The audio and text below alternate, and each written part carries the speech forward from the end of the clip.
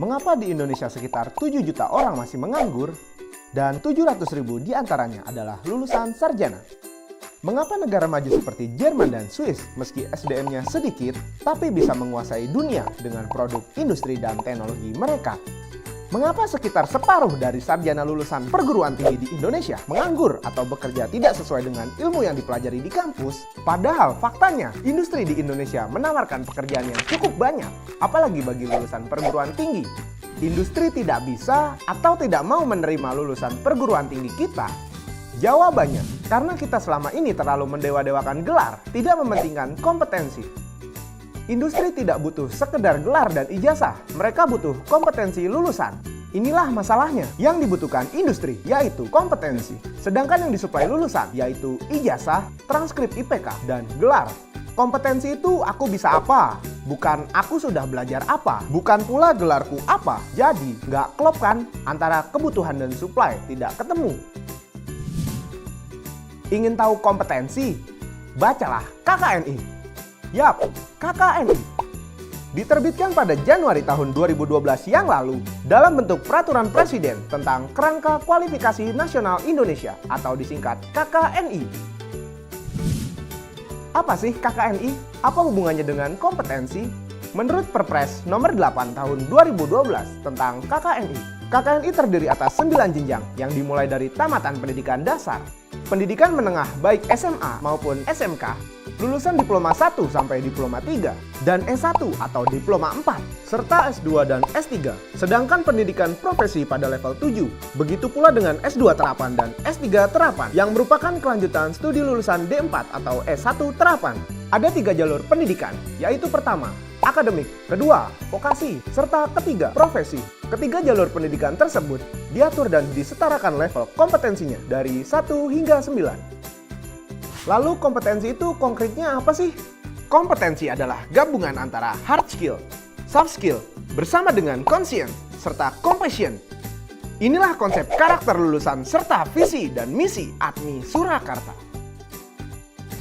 Kalau mau mudah cari kerja, sebaiknya kuliah di program sarjana atau di program diploma.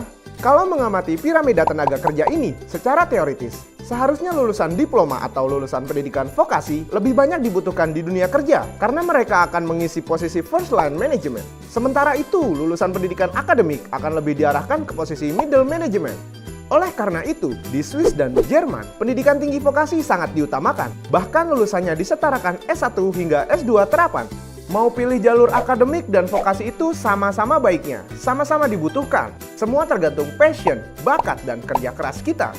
Misalnya, sama-sama teknik mesin, satunya S1 teknik mesin, dan satunya lagi D3 atau D4 teknik mesin. Lulusannya sama-sama diakui di KKNI. Lalu, bedanya apa? Ini penjelasan simpelnya. Mari kita bandingkan Prodi Diploma Teknik Mesin Industri ATMI dan Prodi Teknik Mesin S1 pada umumnya.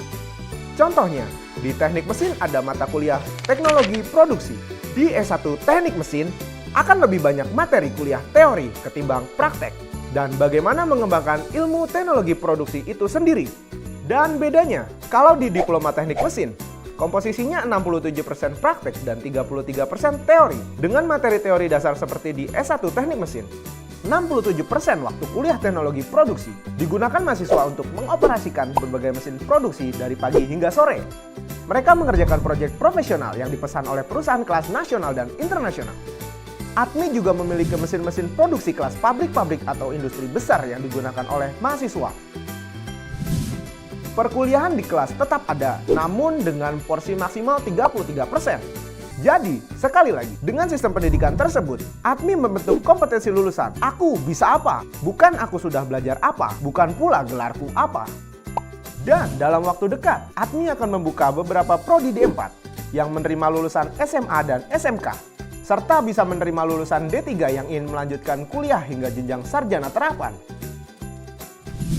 Model pendidikan di ATMI ini telah dimulai sejak tahun 60-an, alias sebagai pionir pendidikan tinggi vokasi di Indonesia yang menghasilkan keahlian lulusan di bidang manufaktur, tool design, quality, process engineer, automation, PLC, Kesimpulannya, lebih mudah mana mencari kerja? Lulusan vokasi atau lulusan jalur akademik? Sekali lagi, dua-duanya punya peluang di dunia kerja. Asalkan lulusannya menjawab kebutuhan kompetensi yang dibutuhkan oleh dunia kerja. Sudah bukan zamannya lagi kita mendewa-dewakan gelar.